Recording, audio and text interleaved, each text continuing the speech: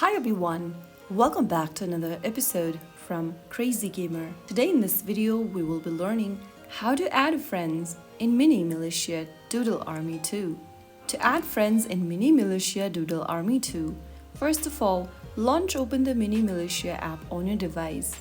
Now from the main game screen, tap on the Friends tab on the right corner. You will then be able to see this Friends tab.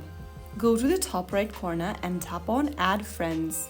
In the search bar, enter your friend's username or player ID and search. From the list of search results, find your friend and tap the Add Friend button right next to them.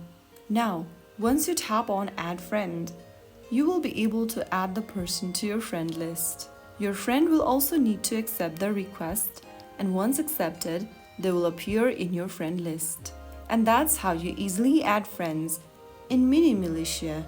You can also invite friends to add them on the game by selecting the Facebook or the WhatsApp option and choosing a friend you would like to invite to the game. Now you've learned how you can add friends in Mini Militia. If you found the video helpful, don't forget to like, share and subscribe the channel for more tutorials like this. I'll see you in the next episode. Thank you for watching.